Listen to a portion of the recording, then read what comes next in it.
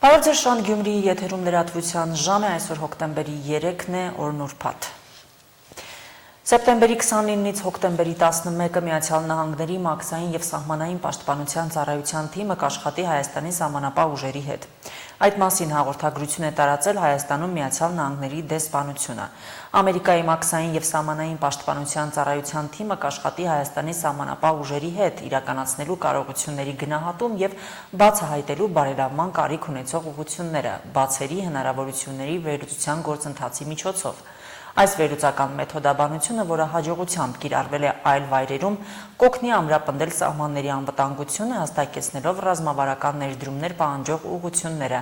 հպարտ ենք աջակցել այս առաջին քայլին ուղղված խաղաղության խաչմերուկ կարողությունների զարգացման ոլորտում մեր գործընկերության իրագործմանը, որի մասին հուշագիրը ստորագրվեց նախագահ Թրամփի և վարչապետ Փաշինյանի միջև օգոստոսի 8-ին Սպիտակ տանը, նշված է Միացյալ Նահանգների դեսպանատան ֆեյսբուքյան գրառման մեջ։ Ազգային ժողովում այսօր խորհրդարանական ճեպազրույցներ են անցկացվել, մասնակցել են բոլոր խմբակցությունների ներկայացուցիչները։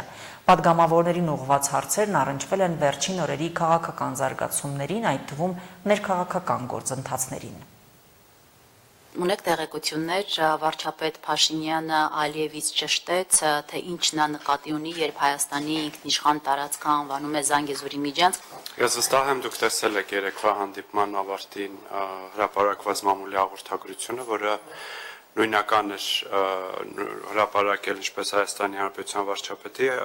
աշխատակազմը, այնպես էլ Ադրբեջանի նախագահի աշխատակազմը, եւ այնտեղ շատ հստակ ֆիքսված է, որ Հայաստանի վարչապետը եւ Ադրբեջանի նախագահը ի թիվս այլ հարցերի քննարկել են նաեւ Հայաստանի տարածքով անցնող թրիփի ուղի ենթակառուցվածքային ծրագրի հետ կապված հարցեր եւ կարծում եմ սրանով հարցը կարելի է փակված համարել։ Երեք Արարատ Միրզոյանը լեհական հեռուստաալիքին տված հարցազրույցում մասնավորապես ասել է, որ ադրբեջանական կողմն առաջ է քաշում որոշակի նախապայմաններ, մենք չենք կիսում այդ օրակարգը։ Եթե դեռ կան, նախ կխնդրեմ հստակեցնեք էլի, որոնք են այդ նախապայմանները եւ ի վերջո, եթե դեռ կան այդ նախապայմանները եւ որոնք հայկական կողմը չի կիսում, այդ դեպքում ինչպես ենք պնդում, որ Երևան-Բաքու խաղաղությունն այլևս փաստ է։ Խաղաղությունը process է, խաղաղությունը մի իրադարձությամբ չի ամփոփվում։ Կան գործողություններ, որոնք պետք է արվեն, այդ թվում եւ խաղաղության պայմանագրի վերջնական ստորագրումը եւ ավերացումը։ Կարծում եմ նախարար Միրզոյանը նկատի ունեցել շարունակվող քննարկումը խաղաղության ադրբեջանական կողմում ոչ թե Հայաստանի հետ քննարկումները, այլ Ադրբեջանի կողմից անդադար սահմանադրության փոփոխման հարցի բարձրացումը, որպես նախապայման ենթադրում եմ սա է նկատի ունեցել նախարար Միրզոյանը։ Մենք մեր դիրքորոշումները հայտնի են այս հարցի կապակցությամբ եւ մենք շարունակելու ենք բանակցությունները, որպեսզի հնարավորինս շուտ հնարավոր լինի ստորագրել խաղաղության պայմանագիրը։ ԿՊԵ-ականները նշում են, որ Կոպենհագենում կողմերը նույնաբովանդակ հայտարարություն են տարածել, որտեղ տեքստում նշվում է, որ թրիփը անցնում է Հայաստանի տարածքով եւ սրանով կարելի է այդ Զանգեզուրի միջանցքի թեման փակված համարել։ Դուք սա բավարար համարում եք, Ալիևն այլևս չպետք է պարզաբանում ներկայացնի։ Ես կարծում եմ, որ Ադրբեջանը սրա մասին պետք է շատ հստակ ասի, թե ինչի մասին է խոսում, եւ քանի որ նրանք են շրջանառության մեջ մտցրել այդ տերմինաբանությունը Թուրքիայի հետ համատեղ եւ ի վերջո մեր հանրության համար հասկանալի լինելու համար դրանք պետք է պարզաբանում ներկայացնեն, թե դա ինչի մասին է։ Եթե մենք լավ չենք պատկերացնում, եթե կա այլ ուղի կամ այլ երթուղի կա, որը մենք չգիտենք, ապա դրա մասին պետք է նրանք հայտարարեն։ Ես սրա հետ կապված մեկ բան եմ ուզում ավելացնել, քանի որ դուք խոսեցիք ՄԱԿ-ի ամբիոնից հնչած ելույթների մասով, երբ որ Ադրբեջանի նախագահի ելույթն էի նայում, իմ մոտ տպավորություն կար, որ այս ելույթը արվել է 2, 3, 4 տարի առաջ եւ դրանից էլ տեղի չեն ունեցել Հայաստանի հետ որևէ բանակցություններ, չի եղել Վաշինգտոնյան այն պայմանավորվածությունը, որը փորձարվեց այդպես մաքսիմալ լավատեսական դոզա ուղղել հասարակությանը եւ այլն։ Պարոն Խաչատրյան, ճիշտ են տեղեկությունները, որ Քոչարյանը Մոսկվայում Կիրիենկոին է հանդիպել եւ ընտրությունների հետ կապված քննարկում են ունեցել, նման տեղեկություն հրապարակն է հայտնում եւ ինչու գնալ Ռուսաստան եւ եթե իսկապես դա ճիշտ է եւ ռուս պաշտոնյայի հետ, այլ ոչ թե հայ ժողովրդի հետ քննարկել Հայաստանի ապագան ընտրական գործընթացները։ Հանդիպման մասին չգիտեմ, տեղակ չեմ, ինչ է քննարկվել, նույնպես տեղակ չեմ։ հետևաբար որևէ կերպ անդրադառնալ չեմ կարող, բայց կարող եմ ասել, որ Նիկոլ Փաշինյանը, որը խոստանում էր Հայաստան ժողովրդի հետ հարցերը քննարկել, հրապարակում որոշում կայացնել, խաբեց, ստեց եւ ժողովրդի թիկունքում կնքեց բազմաթիվ կենսական փաստաթղթեր, որոնք Հայաստանի համար էական Ներեկա, պարոն Խաչատրյան, դեմքերը մի փոքր խառնում եք, ես Քոչարյանից եմ հարցնում, ոչ թե Փաշինյանի։ հանդիպումից։ Դուք ասում եք տեղակ եք, չէ, քննարկել են, չգինա։ Ժողովրդավար չի ձեր դաշինքը, դաշինքի անդամներից մեկը, որ մի բան է անում, մյուսին չի Անում է, տեղյակ։ բայց դա համար ունեն պարբերական հանդիպումներ։ Շնորհակալություն։ Քոչարյանի հետ ես վերջին հանդիպման ժամանակ Կիրիենկոյի հարց չի քննարկվել, հավանաբար ձեր ասածը եղել է ավելի ուշ, երբ տեղյակ չեմ։ Երևան քաղաքի առաջին Ասիանի ընդհանուր իրավասության քրեական դատարանը քիչ առաջ հրապարակեց Միքայել arczepiskopos Աջապայանի դատավճիռը։ Նա դատապարտվեց 2 տարվա ազատազրկման։ Գործով դատախազը միջնորդել էր Միքայել Սրբազանին ազատազրկել 2 տարի 6 ամիս ժամկետով։ Հիշեցնենք, որ սեպտեմբերի 24-ին դատարանը հրապարակել է Միքայել Սրբազանի վերաբերյալ վերդիկտը եւ նրան մեղավոր ճանաչել քրեական օրենսգրքի 422-րդ հոդվածի 2-րդ մասով իշխանությունը զավթելուն, տարածքային ամբողջականությունը խախտելուն, ինքնիշխանությունից հրաժարվելուն կամ սահմանադրական կարգը բռնի տապալելուն ուղղված հրապարակային կոչերի համար։ Ծաղկաձորում տեղի ունեցել Հայաստանի հանքարդյունաբերական ֆորումը, որին մասնակցել է նաև վարչապետը։ Նիկոլ Փաշինյանը ելույթ ունենալով ընդգծել է, որ ֆորումը լավ հարթակ է ոլորտի խնդիրները, առկա հնարավորություններն ու մարտահրավերները վերհանելու եւ քննարկելու համար։ Իր ելույթի սկզբում վարչապետը նախ նկատում է հանքարդյունաբերություն ասելով հիմնականում հասկանում ենք մետաղական հանքերի շահագործումը, որովհետև ոլորտի 95 եւ ավելի տոկոսը վերաբերում է հենց մետաղական հանքերի շահագործմանը, բայց իրականում կառավարությունը լրջագույն խնդիրների է բախվում, օրինակ ոչ մետաղական հանքերի շահագործման ոլորտում։ Ըստ Փաշինյանի, երբ Հայաստանում շինարարության տեմպերն ակտիվացան, զարմանքով արձանագրեցին, որ Հայաստանում քարի դեֆիցիտ կա։ Այն դեպքում, երբ Հայաստանի մասին խոսելիս ամեն երրորդ նախադասության մեջ ասվում է քարերի երկիր Հայաստանը։ Հետո պարզվեց, որ մենք մեր համայնքներում սուբվենցիոն ծրագրեր իրականացնելու համար քար ենք ներկրում արտերկրից, ինչը ինքնին արդեն այս նախադասությունը ցույց է տալիս, որ մենք խնդիրներ ունենք։ Եվ այդ 95%-ը իհարկե ավելացված արժեքի գնի մասով, կշռի մասով գուցե ինչ-որտեղ հասկանալի է, բայց ես կարծում եմ, որ մասնավորապես քարի մշակման եւ արդյունահանման ոլորտում մենք անելիքներ ունենք, որովհետեւ դա առաջինը մեր տնտեսության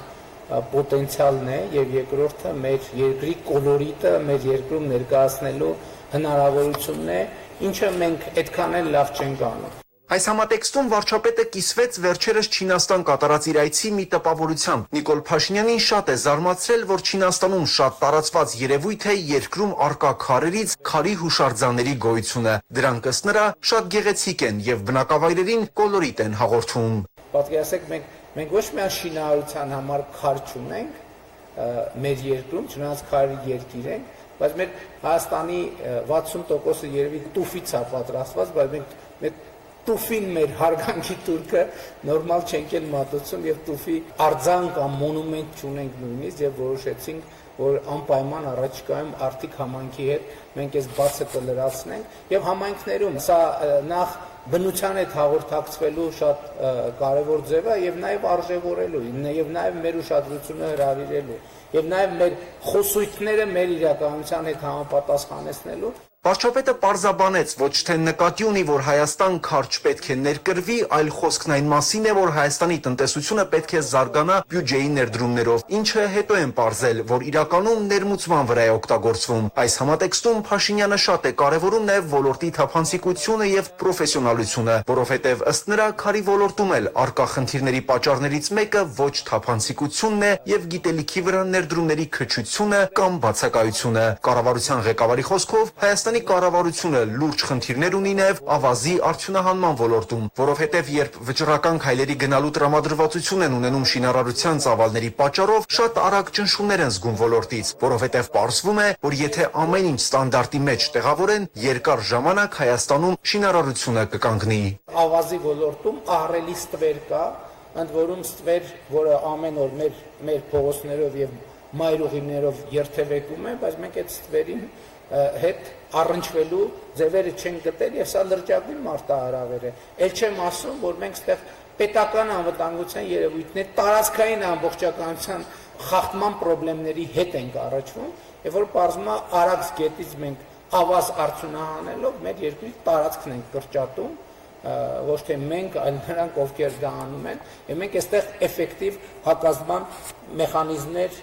շատ չունենք։ Հանքարդյունաբերության ոլորտի մեծագույն խնդիրներից մեկը Նիկոլ Փաշինյանը համարում է նաև ոլորտի իմիջը։ Նրա խոսքով հանքարդյունաբերության շուրջ ահագին նեգատիվ կա կուտակված, եւ այս ընթացքում որոշակիորեն պատճառները հասկացել են։ Ըստ նրա, ընդերքը պատկանում է ժողովրդին եւ պետությանը, մինչդեռ Հայաստանի հանրային գիտակցության մեջ այս ընկալումն այդքան էլ ճշմարտացի չի թվացել։ Եվ ժամանակն է, որ մենք այս խնդրի վրա աշխատենք եւ մենք այս խնդրի վրա աշխատում ենք։ Ես ուզում եմ ուշադրություն հրավիրել միայն այն հանգամանքին, որ հիմա Հայաստանի կառավարությունը եւ իդեմս կառավարության նաեւ ժողովուրդը ըստ էության մասնաբաժին ունի Զանգեզուրի պղնձամոլիբդենային կոմբինատում, մասնաբաժին ունի Ամուսարի հանքում 2018-ից 2025 թվականներին Զանգեզուրի պղնձամոլիբդենային կոմբինատի նախորդ 7 տարիների համեմատ պետական բյուջե կատարած վճարումների ծավալն ավելացել է շուրջ 148%-ով, ընդգծեց Նիկոլ Փաշինյանը։ Վարչապետն ասաց նաև, որ 2018 թվականից քննարկում են Հայաստանի հանքարդյունաբերության համապատասխանությունը լավագույն միջազգային բնապահպանական ստանդարտներին։ Նիկոլ Փաշինյանը ռազմավարական խնդիր է համարում նաև այն, որ Հայաստանը մեծամասամբ հանքանյութ արտահանող երկրից վերածվի վերջնական արտադրանք թողարկող երկրի։ Փաշինյանը հույս հայտնեց, որ առաջիկա գործընթացները, այդ թվում տարածաշրջանային, ավելի նպաստավոր կդարձնեն միջավայրը։ Հայաստանի եւ Ադրբեջանի միջև հաստատված խաղաղությունը եւ տարածաշրջանային ենթակառուցվածքների տրանսպորտային սպասվող բացումը, որը առաջիկայում անպայման տեղի կունենա, նոր հնարավորություններ է բացելու մեզ համար այս ոլորտում։ Եվ պիտի այստեղ նաև մեր գործընկեր նախարարների ուշադրությունը հրավիրեմ եւ նաև ոլորտի հարգարժան ներկայացուցիչների ուշադրությունը պետք է հրավիրեմ այս խնդրի վրա, որովհետեւ այո, պղնձի հանքաքարի արտահանումը մեր երկրի համար իհարկե մեր տնտեսության համար շատ էական նշանակություն ունի, բայց մենք ի վերջո պետք է մտածենք, թե ինչ կարող ենք անել, որպեսզի Հայաստանում արդյունավետ պղնձաձուլարան ունենալու պայմանավորվածությունը իրականություն դառնա։ Վարչապետն անդրադարձավ նաև ընդերքի ուսումնասիրության անհրաժեշտությանը։ Ըստ նրա, ընդերքի ուսումնասիրության տեխնոլոգիաները եւս փոխվել են եւ միջազգային գործընկերների հետ պետք է քննարկեն Հայաստանի տարածքում օգտակար հանածոների պաշարների հայտնաբերման եւ ուսումնասիրման նոր շրջափուլ սկսելու հարցը։ Վահագն Ակոբյան, Հորիզոն։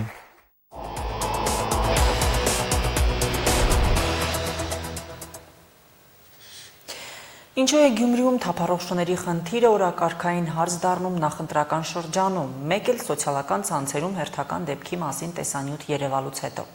Մարդկանց բողոքները ահազանգերը տեղ են հասնում, բայց չկա հրատապ լուծում։ Ստերջացման մեթոդը անկառավարելի դարձած իրավիճակում ելք չէ, կացարան է պետք թափառող կենդանիներին։ Սա ամեն անգամ ու ամեն քննարկմանն է բարձրաձայնվում։ Իսկ երկուսի դեպքում էլ քաղաքապետարանում ծրագրեր կան տեղական բյուջեից պահանջվող գումարների չափով, բայց թե ստերջացման եւ թե կացարանի կառուցման գործընթացները մեկնարկ դեռ չունեն։ Պատճառները մի քանիսն են, ընդհուպ իրավական։ Արդեն ստելներս են հասցրել։ Երկու անգամ մենակ ինձ են գծել։ Ահա դող ենք տնից դուրս գալիս։ Մեր քաղաքում անտուն ու անտես շների քանակը պակասելու հնար չկա։ Ճարանելու հնարներն են անարդյունք մնում։ Արդեն դժվար է տարբերակել, թե որ թաղամասերում են թափառող շները շատ։ Կենտրոնական թե դրանից հեռու տարածքներում շրջում են խմբերով։ Աղբամաններն ու դրանցում եղածը իրար մեջ են արել։ Սա քաղաքի լիքն է, որ ծառի տակը, որ թփի տակը, լուբոյ, զիբլի, աշիկի կողքը սա թափառող շներ են։ Խմբերով են, վտանգավոր են, անվտանգ չեն։ Ասեն անվտանգ է, բայց անվտանգություն չկա։ Դաժե քանի օգու խածել էին, հարցակվել են, շատ վատ է այդ շների վիճակը։ Շիրեմ այդ շներու ով կբերե կամ որտեղից կավելանան այդ շները, օրորի կավելանան։ Շատ բողոքողներն էլի մուշ թաղամասից են։ Ինչ անեն, ում դիմեն։ Դիմելու տեղ կա, ահազանգերը գրանցողներ եւս, բայց ընթացք չկա։ Սպես ցելոֆանով կեշտամ, այդ շենքի շները սաղ կհասնեն, որտեղ կեր գտանեմ իրան։ Դե կի շուն են, էլի շունը շնությունը կենե, ինչ կուզե եղնեի։ Բայց եթե դրանդեմ են գալիս կանոնում են, չեն կամ տնից դուրս գան կամ ներս մտնենք, հնարավոր, շատ վտանգավոր են, շատ։ Մեծերը պաշտպանվելու փորձած մեթոդներն ունեն, թեև շատ դեպքերում դրանք էլ չեն օգնում կերվոնոնող կենդանիներից հեռու մնալու համար։ Անպաշտպան վիճակում են թաղամասի երեխաները։ Վտանգ կա դպրոց գնալիս, բակերում խաղալիս։ Գիտեն, որ շունը մարդու բարեկամն է, բայց թափառող շների դեպքում միայն կուշտ ժամանակ։ Հենգերոջս հետ 15 դեղ ֆուտբոլագոր չուկային խմենք, հասան մեջքը, կանգերոջս մեջքը խազը չունը։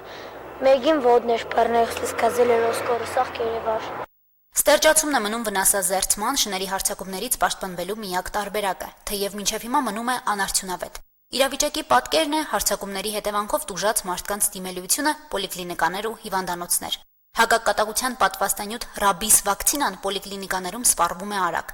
Թեթև վնասվածքների դեպքում ներարկում են պարտադիր 3 դոզան, իսկ ծանր դեպքերում մինչև 5 դոզա։ Բացի դրանից անպայման է փայտացման դեմ պատվաստանյութը։ Պատվաստման հետ միաժամանակ առաջի չափաբաժն հետ նաև պացիենտին տուժողին նշանակում են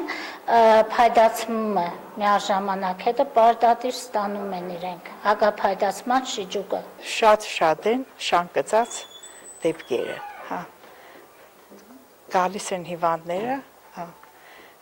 որ ամեն օր չունենանք հիվանդ, օրը մեջ 2 օրը 3 օրը մեկ անպայման կլինի, որ կարիք ունեն եւ վերջի մշակման եւ պատվաստման։ Բժշկական գրանցամատյաններում գերակշռում են շների հարձակումների տուժածների մասին տվյալները։ 92 քաղաքացի 3 ամսում միայն երկրորդ պոլիկլինիկայում է պատվաստանյութ ստացել։ Բժիշկների խոսքով շան գծելուց հետո առավելագույնը 72 ժամվա ընթացքում է հնարավոր միայն առանց պատվաստանյութի մնալ։ Դրանից հետո հետևանքները լրջագույնը կարող են լինել։ Եթե թափառող շները վարակակի չեն, դուք իրանք այդ բանը փոխանցեն այդ գծած վերքերից իրենց թքերի միջոցով, եթե վիրուս կա, կարող փոխանցի տուժվածի ստեղ փրկելու շանսերը 0 են։ Դրա բուժումը չկա։ Շների վնասազերծման այս տարվա ծրագիրը քաղաքապետարանը դեռ չի սկսել։ Յուրաքանչյուր շան ստերջացման համար գումար է նախատեսվում տեղական բյուջեից։ Տարեկան քանի շուն եւ ինչ ընկերություն է իրականացնելու հաստատումները լինում են մրցութային տարբերակով։ Այս տարվա ծրագրի համար քաղաքապետարանը մրցույթ անցկացրել է օգոստոսի 8-ին։ Փաթեթները բացվել են օգոստոսի 15-ին։ 2 կազմակերպություն է մասնակցել։ Հաղթել է այն ընկերությունը, որը ցածր գումար է առաջարկել։ Հաղթող կազմակերպության անունը նորոգում է, բայց դեռ ոչ մի աշխատանք չի կատարել։ Պատճառը կենթանասերներից ստացված բողոքն է եղել քաղաքապետարան։ Ստացել ենք կենթանասերներից դիմում, որ այս նորոգում ՍՊ-ը, կումնի ՍՊ-ի հետ ինչ որ իրար հետ համընկնում են։ Այդ դիմումի հիման վրա մենք դիմումը եւ նաեւ այդ մրցույթը շահած այս նորոգում ՍՊ ամբողջ այդ տվյալները ուղարկել ենք դատախազություն, որ իրենց մոտ քննվող գործը եւ այս նորոգում ՍՊ-ի հիմնադիրները եւ մնացածը ինչ կապակցվածություն ունեն եւ ինչ դիրքի վրա են գտնվում։ Մրցույթի մասնակցած ընկերություններից մեկը Կումնին 2 տարի առաջ 2023 թվին է 500 շան ստերջացման համար քաղաքի բյուջեից 13 միլիոն դրամ ստացել, բայց աշխատանքը կատարել է սանիտարահիգենիկ պայմաններին չհամապատասխանող տարածքում, Ջաջուր գյուղի անասնագոմում։ Սա արձանագրել էին կենթանասերները եւ հիմա գործը գտնվում է Շիրակի մարզի դատախազությունում։ Պարզվել է, որ նոր մրցույթում հաղթած նորոգում ընկերությունը նույնպես գրանցված է Ջաջուր գյուղում։ Գնացել ենք այս նորոգում ՍՊ-ն դիտարկելու, թե ինչ պայմաններ ունեն, պայմանները կիսադեր է ժամանակ, մենք արձանագրել ենք, որ ինքը պայմանները կիսադե եւ վերանորոգման տակ էր։ Ես ճիշտն ասած չեմ գիտեց այդ նույն տեղներ, նույն տեղը չէ, ասել եմ, որ նույն տեղն է։ Պայմանագրերը կան, բայց գործընթացը սառեցված է մնում, քանի դեռ դատախազությունում գործն ուսումնասիրվում է։ Իսկ այս տարվա ծրագրի համար նախատեսված է Գյումրիի բյուջեից 6 միլիոն դրամ ծախսել 200 շան ստերջացման համար։ Այսինքն ամեն մի շան համար այն կկազմի 22500 դրամ։ 115 միլիոն դրամ արժողության կացարանի կառուցման ծրագիրը եւս մեկնարկում չէ։ Աշխատանքները չեն սկսել, որովհետև 3 անգամ մրցույթ են հայտարարել, բայց որևէ շին կազմակերպություն չի մասնակցել։ Շների կացարանի կառուցման վայրի ընտրություններ են նախնական։ Հավանաբար այն լինելու է Մուշ թաղամասի վերջնամասերում։ Հասմիկ Թումասյան, Արարատ Ծատուրյան, Հորիզոն։ Ընտանեկան բռնության դեպքերի թիվը ուղիղ համեմատական է հասարակության իրազեկվածության բարձրացման, ոտնահարված իրավունքների պաշտպանությունը կարևորելու առումներով։ Ընտանիքում բռնության դրսևորումների մասին բարձրաձայնելու չթաքցնելու արդյունքում Շիրակի մարզում բարձրահայտված դեպքերի աճ է արձանագրում Կանանց իրավունքների տուն հասարակական կազմակերպությունը։ 8 տարվա գործունեությունն է ամփոփել կազմակերպությունը, ներկայացրել ընտանեկան բռնության դեմ պայքարում եւ կանանց իրավունքների պաշտպանության ոլորտում իրականացրած ծրագրերը եւ հաջողված պատմությունները։ Կանանց իրավունքների տունը այս թեմաներին դարձյալ անդրադառնալու թերևս ամենագեղեցիկ ձևն էր ընտրել։ Գյումրի երիտասարդական թատերախմբի հետ համագործակցությամբ Թումանյանի Մարո պոեմի հիման վրա ներկայացում էին բեմադրել Մարի վերնագրով։ Քննարկվող թեման վաղ ամուսնությունների եւ դրա հետևանքով առաջ եկած ընտանեկան բռնությունների կանխարգելմանն էր ուղղված։ Շատ հետաքրքիր կերպով ստեղծվեց ներկայացումը, որովհետև հետաքրքիր համագործակցություն էր, կանանց իրավունքների տան հետ։ Մենք ստացանք առաջարկը, որպեսզի թեմատիկ բեմադրություն անենք ու ես սկսեցի որպես ստեղծագործող հասկանալ, թե որ կողմից կարելի է մոտենալ այս խնդրին, որովհետև խնդիրը ցավոք, բայց մեր իրականության մեջ շատ առկա է ու ներկա է։ Հիմնականում ինչն է բռնությունն է, հիմնականում հասարակական պատկերացումներն են մտածելակերպը ու որպես առանցք ծառայեց Թումանյանի Մարո ստեղծագործությունը ու մեր մոտ արդեն դարձավ Մարին։ Մարին այն հերոսուին է, ով չի համակերպվում այն իրականության հետ, որը ոչ միայն կա պոեմում, այլ նաև կա մեր հասարակության մեջ եւ ինքը քայլերի է գնում, որպեսզի կարծրատիպեր կոտրվի։ Փոխելով այդ խտրականությունը, Մարին վերջում իր տեքստով հանդես է գալիս, որ ինքը փոխել է Թումանյանի պոեմի վերջի մասը եւ իր տարբերակն է առաջարկում եւ ասում է, որ պետք է բոլորն իմանան, որ ապրելն ավելի կարևոր է, քան մոլորվելը։ Այս ներկայացման մեջ արտացոլվում են հիմնականում ընտանեկան բռնության, սեռական բռնության դրվագներ, ինչպես նաև աշխատաշուկայում կանանց նկատմամբ հենց սեռով պայմանավորված խտրականության առկայությունը հիմնականում սրա շուրջ է, բացի դրանից վաղ ամուսնությունների մասին եւս խոսելու ենք, այսինքն մի քանի թեմաներ ավելի շատ հավաքական իմաստով ներկայացվելու է։ Երբ նոր ենք ստեղծում կազմակերպությունը, այդ ժամանակ մտածում ենք 1, 2, 3 գուցե առավելագույնը, կյանքի փոխելու մասին, կանանց կյանքերի, բայց ես երբևէ չէի մտածում, որ դա կդառնար հազարավոր։ Միևնույն ժամանակ նախ ասեմ, որ ընտանեկան բռնության մասով իրազեկվածության բարձրացման հետ մեկտեղ նաև բարձրացել է դիմելույթյան ցուցանիշը 50%-ով ամեն տարի, եթե համեմատում ենք նախորդ տարիներին։ Ես Շիրակի մարզի մասով ասեմ տվյալները, կանանց իրավունքների տան կողմից բարձրաձայնված դեպքերն են 2021 թվականին 101 դեպք, ընտանեկան բռնության 22 թվականին 163-ներ, 23 թվականին 263-ներ եւ այդպես շարունակ այս տարի դեռևս չենք ամփոփել մինչև դեկտեմբեր արդեն ընդհանուր թիվ բարձ կլինի եւ տարեստարի բարձրանում է կրկին ինչպես նշեցի իրազեկման շնորհիվ եւս։ Շանթի 30-ամյակի առիթով վաղը հոկտեմբերի 4-ին մարզահամերգային համալիրում մեգա շոու է լինելու։ Հոբելյանական մեծ համերգին կհայտարարվի հայ սուպերստար 6-ի հաղթողի անունը։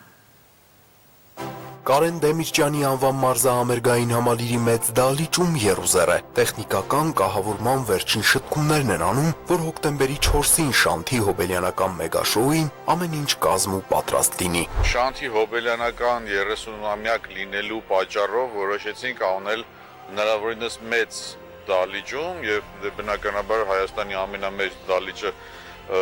համալիրի դահլիճն է ու հենց այդ պատճառով նաեւ ներառեցինք բոլոր պրոյեկտների մասնակիցներին։ Շանթի հոբելյանական 30-ամյակին նվիրված մեծ համերգը մեկնարկելու է այս շաբաթ օրը ժամը ուղիղ 19-ին։ Հեռուստաընկերությունն այս 3 տասնամյակների ընթացքում ունեցել է երաժշտական բազում նախագծեր, այդ թվում միջազգային։ Այդ բոլոր նախագծերի շնորհիվ մեծ ճանաչում ունեցող երգիչ-երգչուհիների մեծ մասն այդ օրը հանդիսատեսի օրն իրական տոնի է վերածելու։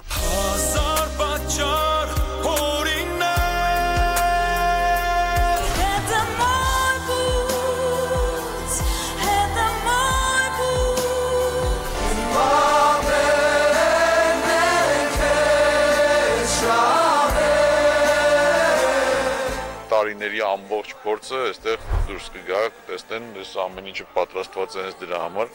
3-4 օրը չարչարվում ենք այստեղ, որ ստանանք այն բանը, ինչ որ հանդիսատեսի համար այս մեր ամբողջ պատմությունը կարդարացնի։ Սա դեռ ամենը չէ, հոկտեմբերի 4-ին նաև կհայտարարվի հայ սուպերստար 6-ի հաղթողի անունը, որը նախորոք կորոշվի SMS քվեարկությամբ, իսկ եզրափակչում այս եռյակն է։ Հայ սուպերստար 6-ի մեր ֆինալիստներն են Արեգ Գալստյան, այսինքն Մինաս ենք ասում, բայց Վահագն Մինասյան եւ Մարիամ Մավոյան։ Ֆինալիստները, որոնք հստակ ցույց տվեցին իրենց ճկունությունը այս պրոյեկտում եւ հասան այն կետին, որտեղ հիմա են, ընդամենը մեկ օրից կհասկանանք իրենցից ով է հաղթողը։ Հրաչյա Ղուկասյանի խոսքով սրանով ամեն ինչ չի վերջանալու, այլ սա լինելու է դեպի երկարվեստ նրանց ճանապարհի մեծ քայլը նորի սկիզբը։ Այնուհետ, ինչպես բոլոր նախագծերի մասնագետների պարագայում, նրանցից յուրաքանչյուրից է կախված լինելու, թե ասպարեզում իրենց որ քայլով, ճկունությամբ ավելի ճիշտ կկարողանան իրենց դրսևորումն ունենալ հայ հանդիսատեսի համար, լինելով արտիստ, լինելով մարդ։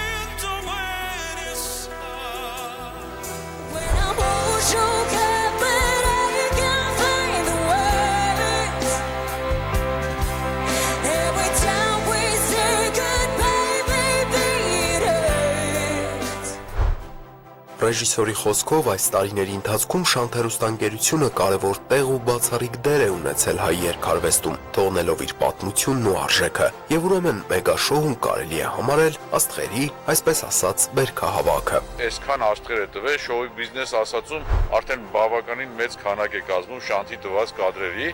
եւ իհարկե առաջ են գնում աշխատասերները, տեխնաջան աշխատողները ու արդյունքները տեսնում ենք ամենատարբեր ձևով։ Մի խոսքով այս շաբաթօրը հայտարարված է իրական վայելքի գեղագիտական մեծ հաճույքի երեկո։ Բոլոր սոցիալական հարթակի Շանթի լսարանին եւ հեռուստադիտողներին նույնպես կասեմ, որ ովքեր չեն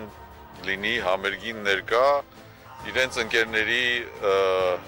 սոցիալական հարթակներում դրված նկարներով կտեսնեն եւ կարծում եմ կփոշմանան, որ ներկա չեն եղել այս համերգին։ Իդեպ ասեմ հանդիսատեսին նաեւ, որ շատ քիչ տեղեր են մնացել, փորձեք արագացնել, որ հետո չգաք դռների մոտ, ասեք վայ, էլ տոնց չկար, մենք ուզում էինք ներկա լինենք։ Եվ այսպես հոկտեմբերի 4 ժամը 19:00 շտապեք ամրագրել ձեր տեղերը Կարեն Դեմիրճյան մարզահամերգային համալիրի մեծ համերգասրահում մեծ անակնկալներով լի մեգա համերգին ներկա լինելու եւ անմոռաց զգացողություններ ունենալու համար։ Տիգրան Հովակիմյան, Լևոն Խաչատրյան, Հորիզոն։ Այժմ լրահոսը սպառված է, նորությունների սպասեք մեր հաջորդ թողարկումներում։